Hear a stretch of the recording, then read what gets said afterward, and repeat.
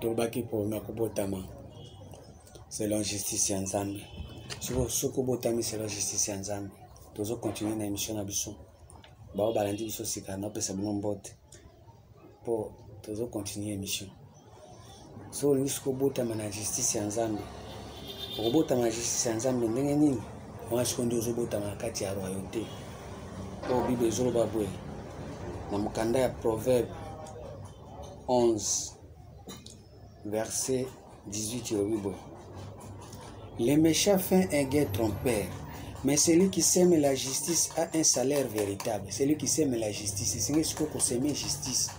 C'est ma justice na mabele nini balinga mikati na nkolo. So botami na justice c'est quoi? Il faut semer justice. C'est ma justice ndenge nini. Yo depuis au botami basi basema nini. Mais kuna tokaki ke bato babotami na iniquité.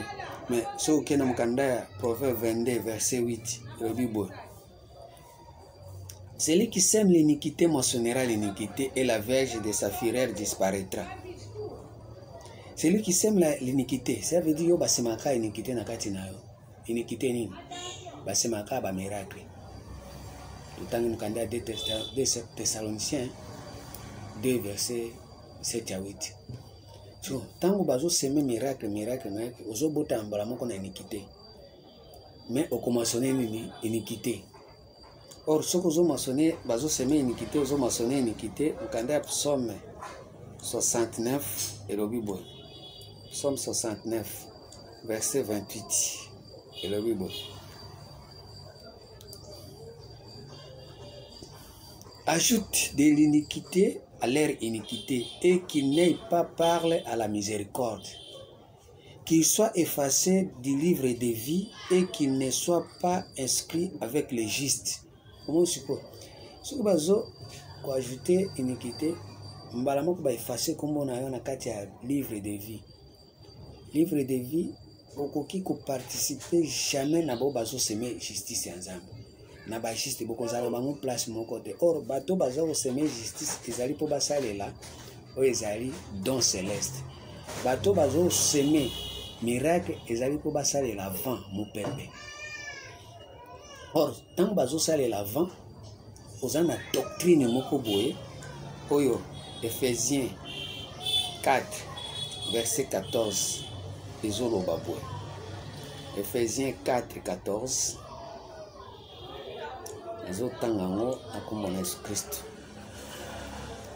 afin que nous ne soyons plus des enfants flottants et emportés en tout vent de doctrine.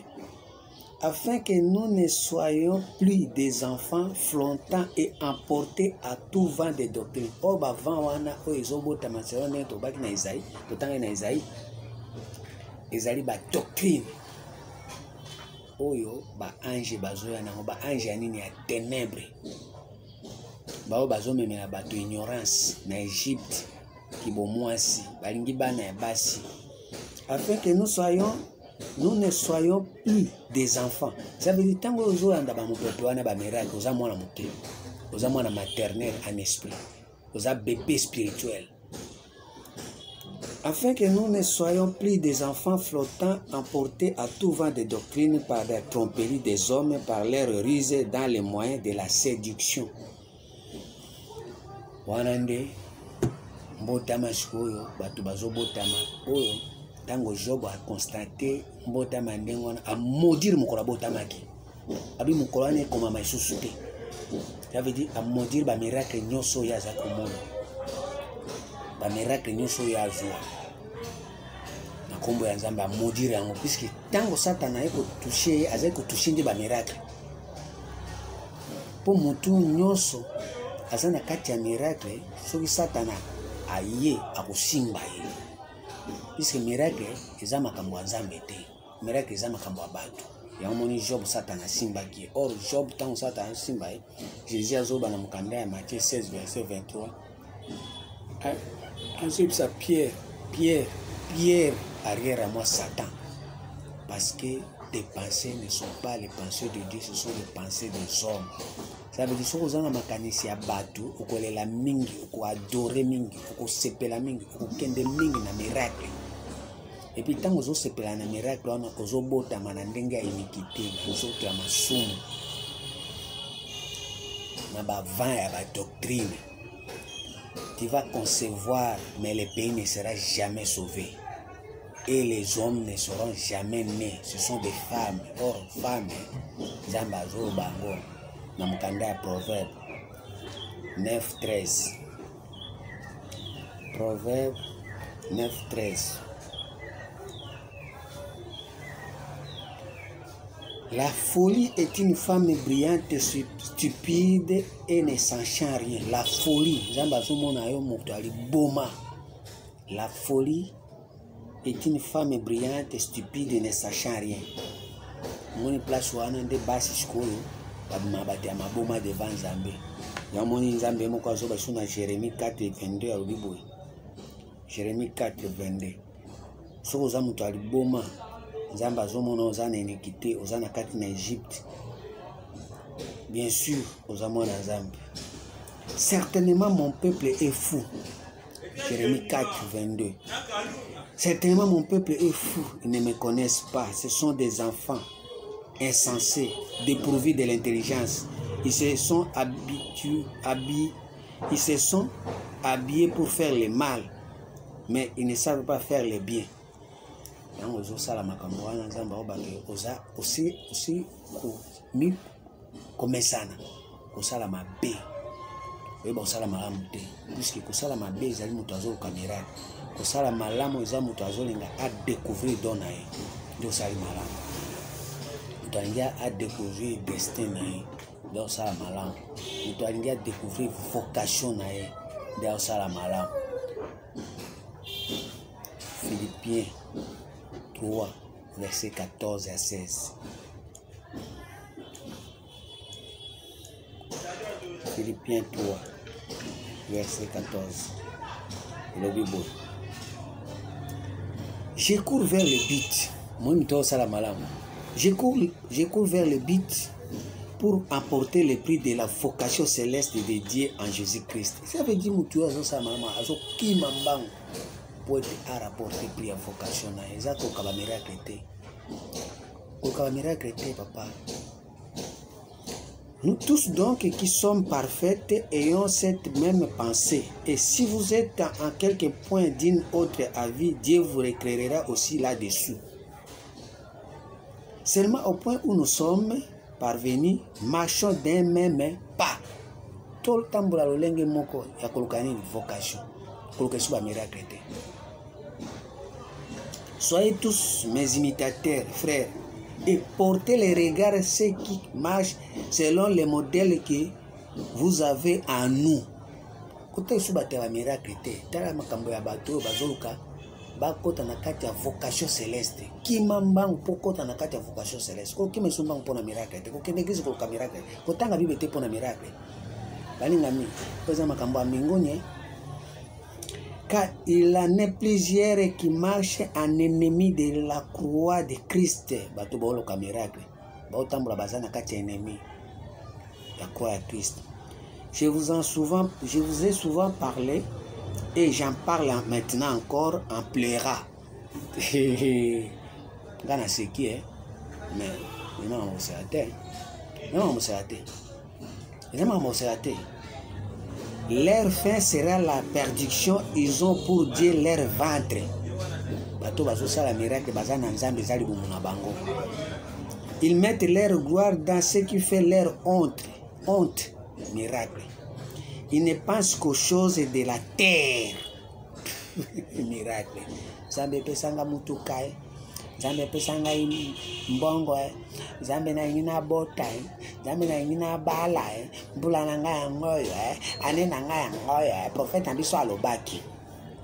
Mais notre cité à nous est dans les cieux, d'où nous attendons aussi comme sauveur le Seigneur Jésus-Christ. Bato o nyonso bazoluka bakota na kati ya vocation na bango, don céleste na bango, kuna nde cité na bango, nde place bazomi tungisa. Mais soki yo ozoluka ba miracle, nzambe no ezali bomu na yo. Rome. Ah, Nzambe biopo za bakanda na mafinga. Romains 16, verset 17. Je vous exhorte, frères, à prendre garde à ceux qui causent des divisions et des scandales au préjudice de l'enseignement. Moi, je vois, les gens qui causent scandale na matière Zambé, na ba miracle. Que l'enseignement que vous avez reçu, éloignez-vous des miracles qui m'a bango. Car de tels hommes ne servent pas Christ notre Seigneur, mais leur propre ventre. Ils ont pour Dieu leur ventre. Ils ont servi un ventre. Et par des paroles douces et flatteuses, ils séduisent les cœurs des simples. Pour vous, votre obéissance est connue de tous. Je me réjouis donc à votre sujet et je désire que vous soyez sages à ce qui concerne les biens pires et ce qui concerne les mal. En ce qui concerne les mal, le bien pur, koluka destin d'ailleurs, le bien pur, koluka don d'ailleurs, le bien pur, koluka vocation d'ailleurs, mais ce koluki miracle, koluka mabe, le mal, koluka te, koluka vanité, koluka vent, koluka mpépé. Le Dieu de paix écrasera bientôt sous vos pieds le Dieu de paix écrasera bientôt Satan sous vos pieds. Que la grâce de notre Seigneur Jésus-Christ soit avec vous. Le Dieu de paix. Oui bien, mais c'est Sédèque, roi de paix. De toujours dans le 3e testament pour écraser Satan. Satan, il a pensé humaine. Matthieu 16, verset 23. Toujours pour écraser pensée humaine. Pensée humaine, côté de mes sous le pensée en Zambété. Ce qui est né de la chair est chair, pensée humaine. Ce qui est né de l'esprit est esprit, pensée de Dieu. Donc, écraser pensée humaine. Ce qu'on dit mes paroles, n'a yo ko écraser pensée humaine, ils ont un miracle. On dit mascoyo au courir, le lingue à Paul pour atteindre vocation céleste. Il y a une parole en Zambie, so bazo biso makambo miracle. Au côté l'église wanate. Puisque bato bazana miracle, Nzambe na bango ezali bomu na bango. Mais bato bazo ka vocation céleste. Nzambe na bango aza Dieu de paix, Melchisedec. Ou azo ba makambo ezali ya Dieu très haut, makambo alikolo, makambo abo Nzambe, pensée de Dieu, pensée divine. Yango tozolinga sikoyo na minute oyo na 3e testament toza na possibilité, toza na makolo, toza na sapato oyo ekoekrase motu ya nyoka, toza batesanda ya mwasi oyo Nzambe apesa pouvoir biso bomoni nyoka azoleka bonyata ye nyoka makambo ya mpilinga na makambo ya Nzambe toza na possibilité wana parce que toza na makolo ezali nalakisa makolo. Éphésiens 6, 15. Mettez pour chaussure à vos pieds les ailes que donne l'évangile de paix. Dieu de paix, évangile de paix, ezali. Oezola kisayo destin na yo, oezola kisayo don na yo, d'évangile biso toye nango na 3e testament pour tola kisayo miracle te. Na koki ko biso jamais. Samba oza kisanga boye. Non. Biso peso ka évangile de paix. Oete roi de paix Melchisedec. Ana tata te, ana mama te, ana générosité, ana bandité, ana sukate, asala msala kacha kwa mwana. Oete yo moko o se retrouver na o Nzamba koma pona yo moningami. Eza unga na koma pona ote, ngana ko minimiser o lelo. Tona ko sepela na yo pozo sunga ngai, tango sungi ngai te na moni o kwa ennemi na ngai, Nzambe akomona ennemi na ote. Nzambe akomona mutu mabe te. Pour soki yo la destin na yo, bato ba ina yo, ba linga yo, ba boya yo, ba sepela na ote, etali ote. Etali ote. Ah Nzambe, sunga Acte 4. 18. Acte 4, 18, Jerobi Boy. Il a appelé, il leur défendit absolument de parler et d'enseigner au nom de Jésus. Pierre et Jean leur répondirent, jugez s'il est juste devant Dieu de vous obéir plutôt qu'à Dieu. À ce moment-là, on m'a obéi. Car nous ne pouvons pas ne pas parler de ce que nous avons vu et entendu. Moi, tant que côté n'a qu'à tester na yo, so côté n'a qu'à vocation na yo, oko kanga mlokote, ataba pétition koloba, okoloba, poko zesu baba te, po eloko nzambe soki ezo ningana, eloko nzambe soki ezo sala, bakolobela yo ndenge balingi metali yo te.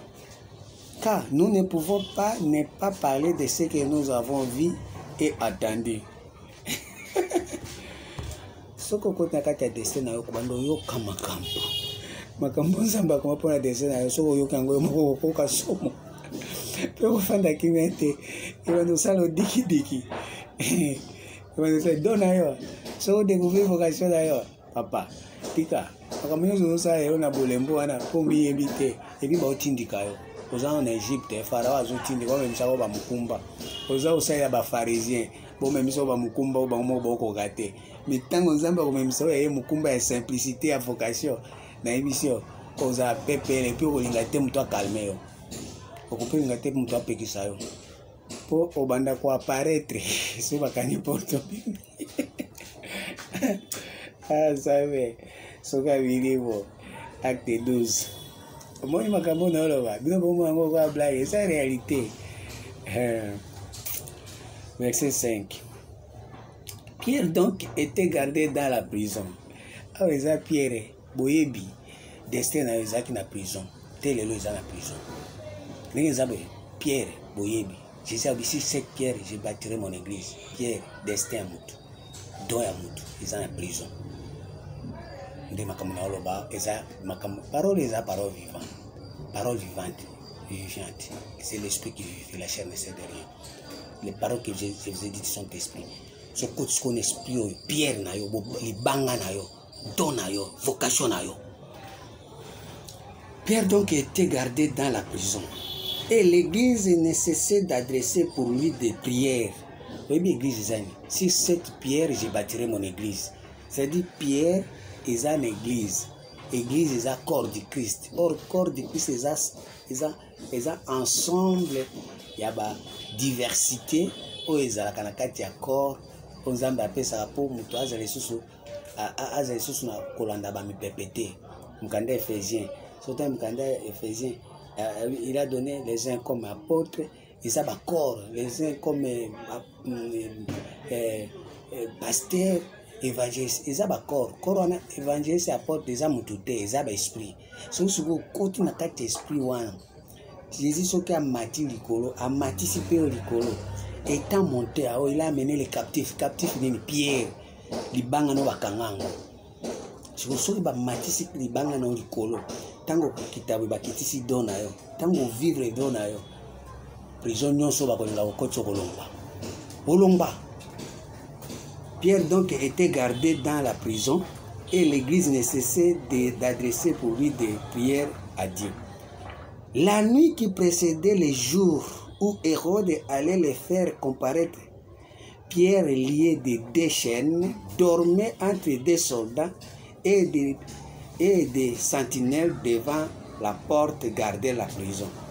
Et voici un ange du Seigneur survint et une lumière brillante dans la prison. L'ange réveilla Pierre et le frappa aux côtes et en disant, lève-toi promptement. Les chaînes tombaient de ses mains. Va toucher Pierre na hoste. Va toucher Pierre na côte et si comme mai na makila Jésus zalaka. Jésus na tango azaki na ekulusu ba tubaki na côte mai na makila dini. Ba zupe Pierre ba toucher ka na côte et si comme mai ezali na makila ezali mbala moko Pierre asituki. Abe kala nyonso yo nazalaki na eloko akati ezo sala te. Mais na minute ndenge ba toucher ngabwe l'ange aye a touché ye ndenge tozoya bo touché bino tozolobela bino makambo oyo nzambe atia na kati na yo mpo na genèse kuna ntango nzambe alalisaki mwasi abimisaki mwasi alalisaki mobali abimisaki mwasi na kote ndenge tozoya touché mpe yo na kati na yo bonzambe eza na kati na yo tozolinga tobimisa yango ndenge nini faso ya kobimisa eza kaka otonti kote awa ke ndenge oza wana yebaki soko kangami kaka na ba miracle jamais koti na yo komonana eloko ekomonana ekozala chair na os mais soko longwe na miracle okoti na kati ya koluka vocation na yo eloko oyo bakotouche ange akotouche ezalaka koti ange akotouche os te ange akotouche chair te ange akoya kotouche kote mpo mai na makila esala mouvement oza na mai ya yesu oza na mai Proverbe 20 verset 5 à 6 oza na makila oza na vie ya yesu mais obomba eza na prison po kote wana nde esalaka ke bonzambe esala mosala po so babimiseli mwasi na kote soki mpe koidentifie mwasi ya kote koidentifie mwasi ya os te mwasi ya os eza pensée humaine pensée ya satan mwasi ya kote eza pensée ya nzambe nzambe aza na pensée na ye satana bomoto mpe eza na pensée nango mais pensée ya bonzambe yango nde esengeli moto asalela mpo ete vie na yo ezala tranquille c'est la bénédiction de l'éternel qui enrichit ozala béni par rapport na makanisi ya nzambe kozala béni na makanisi na yo te mpo makanisi na yo kotinda na moyibi makanisi na yo kotinda na lokoso makanisi na yo kotinda na koassassine bato koapoisonne bato mais makanisi ya nzambe kopesa nano paix kimia roi de paix zala na kimia et puis deuxièmement ozala na justice ya nzambe c'est-à-dire okota na kati ya royaume le royaume de Dieu c'est la justice la paix et la joie biloko misatu wana Romains 14 verset 17 à 19 soko koti na biloko wana okorenie bien parce que à ce moment là koti na yo esika babimisa mwasi esika babimisa sagesse ya bonzambe ekosala mouvement okobota bana okobota ba fruit okoncevoir pe oboti mwana okobota ozala mwana mobali oyo akoya koboma ye aza te souvenez-vous na Apocalypse 12 une femme enveloppée du soleil c'est-à-dire une femme enveloppée de azongenga aza na mayele aza na bwanya alingi abota mwana na ye ntango nyoka yaki dragon aye aempêchaki mwana na ye atiaki te balia c'est-à-dire baacte okopose moto ata moko akoempêche opose te okopose baacte na to concevoir eloko pratique nyonso okosala moto akokala oyo aza te parce que ozozwa zemi ya motu te ozosala conception ya motu te ozosala conception makambo ya bonganga bonzambe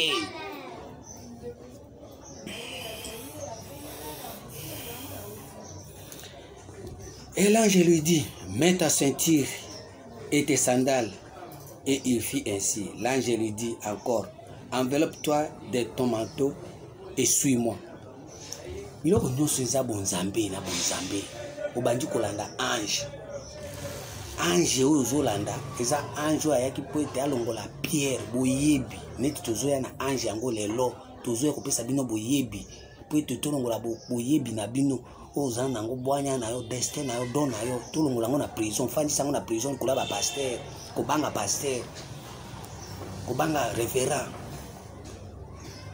kobanga visionnaire ozokokosalela eloko te ozosala kaka oyo ye alingi mais oyo eza na kati na yo te ozose souvenir yango or Melchisedek azoya mpona kolamusa pierre kolongola ye kotouche na kote mpo ete apesa ye biloko oyo ye esengeli ye atambola obi l'ange lui dit mets ta ceinture et tes sandales et il fit ainsi l'ange lui dit encore enveloppe-toi de ton manteau et suis-moi babiloko nyonso wana eza babibundeli ya nzambe c'est le Ephésiens 6 so bani na verset 13 et 18 lata bibundeli na yo oyo nzambe akoma mpo na yo. Pierre sortit et les suivirent, ne sachant pas que ce qui se faisait par l'ange fut réel, et il s'imaginait avoir une vision. Or, ange oyo nzambe atindi nde ange ya 3e testament. Exode 23. Baninga mikati na nkolo. Verset 20. Et le Bible. Voici, j'envoie un ange devant toi pour te protéger en chemin et pour te faire arriver au lieu que j'ai préparé. Tiens-toi sur tes gardes à sa présence et écoute sa voix. Ne lui résistez point parce qu'il ne pardonnera pas vos péchés, car mon nom est en lui. Moi, makambo tozoloba, eza makambo abonzambe ya solo, nzambe nde azotinda aijo ko résister te. Tant que tu sabino, bo s'abonner aux résister. Tant que tu sabino, bo sunga, bino batu bozana moyen to l'exa ba émission yo na ba chaîne ya minene, bozo résister. Nzambe azo sala, azo tinda ange, po ete amema bino na nzela ya bosolo. Et puis nzela wana ezali, tozana vision na provision na stock. Ya nzela wana na ndako wana. Yango tozo senga na bino bao bozo landa biso botika incrédulité. Tiens-toi sur tes gardes à sa présence. Écoute sa voix. Ne lui résistez pas parce qu'il ne pardonnera pas vos péchés, car mon nom est en lui. Mais si tu écoutes sa voix et si tu fais tout ce que je te dirai, je serai l'ennemi de tes ennemis et l'adversaire de tes adversaires. Mon ange marchera devant toi et te conduira chez les Amoréens, les Hétiens, les Phérésiens, les Cananéens, les Héviens, les Jébusiens, et je les exterminerai. Alors, nous allons exterminer batu nyonso oyo bazana kati ya vie wana ya miracle.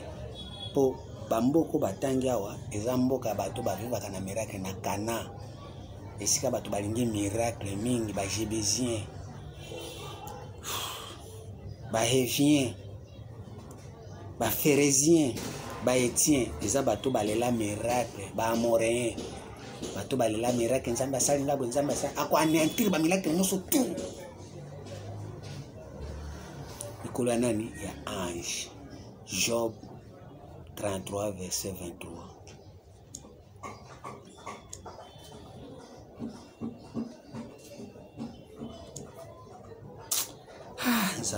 Est-ce que ça me tombe quoi kokoka makambo yo nkolo na bomo 23. Mais si se trouve pour lui un ange intercesseur, un d'entre le mille, qui annonce à l'homme la voie qu'il doit suivre, Dieu a compassion de lui et dit à l'ange, délivre-le, afin qu'il ne descende pas dans la fossée. J'ai trouvé un rançon.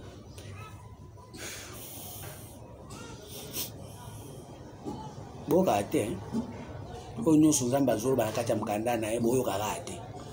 Un ange intercesseur, oyo azoya na troisième alliance, oyo azoya na troisième testament, un ange intercesseur. Hébreux 7.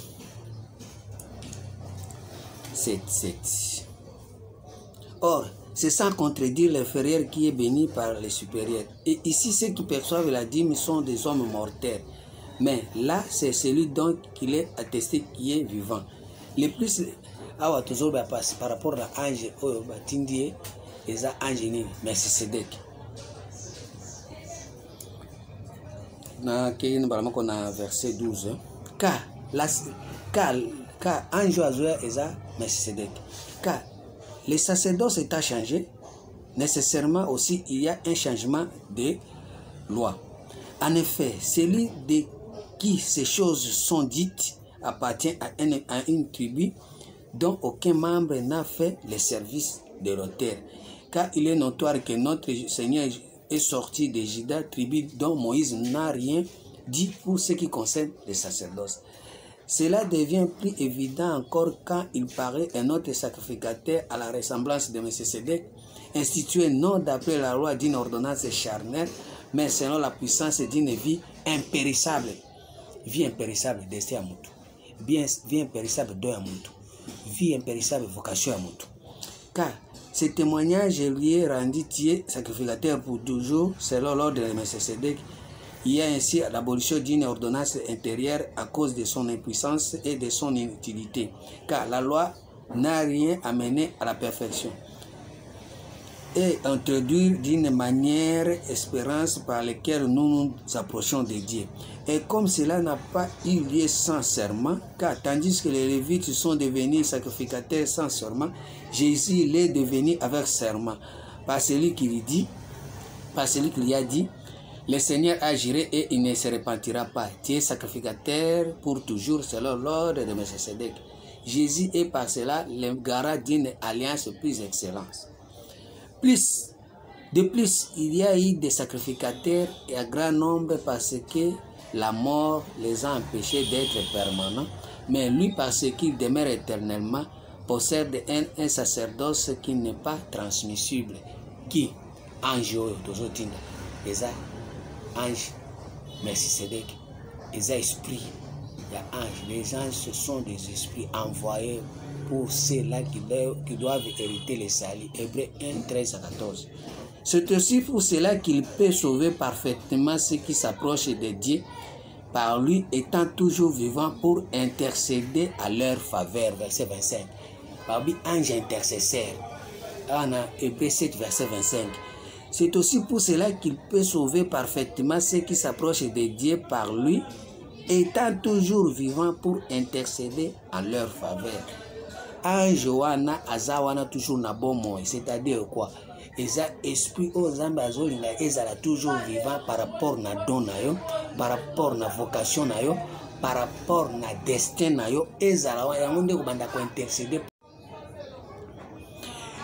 Il nous convenait en effet d'avoir un souverain sacrificateur comme lui, saint, innocent, sans tache, séparé des pécheurs et plus élevé que le ciel, sacrificateur de Dieu très haut, qui n'a pas besoin comme les souverains sacrificateurs d'offrir chaque jour des sacrifices d'abord pour ses propres péchés, ensuite pour ceux du peuple, car ceci il a fait une fois pour tous en s'offrant lui-même. En effet, la loi établit souverain sacrificateur des hommes sujets à la faiblesse. Mais la parole du serment qui a été faite après la loi établit le Fils qui est parfait pour l'éternité. Parce que Melchisédek yaza roi ya éternité. Libela na libela. Ça veut dire que soka koti na alliance ya Melchisédek. Agofanda libela na Melchisédek. Iringi korbanini. Jean 14, verset 16. Verset à Soukaangouana. Et moi je prierai le Père et il vous donnera un autre consolateur afin qu'il demeure éternellement avec vous. Melchisédek. L'esprit de vérité que le monde ne peut recevoir. Le monde, pourquoi? Parce que le monde est un miracle. Si vous bango soko ibisi bango ke tokota na kati ya destin ba olingate. Bango bakoki ku jamais kolinga destin, bango balinga miracle. Ba diamond. L'esprit de vérité que le monde ne peut pas recevoir, parce qu'il ne le voit pas et ne le connaît pas. Mais vous, vous le connaissez car il demeure avec vous et il sera avec vous. Wana ndezo ma vie éternelle. Et tika la Jésus Christ.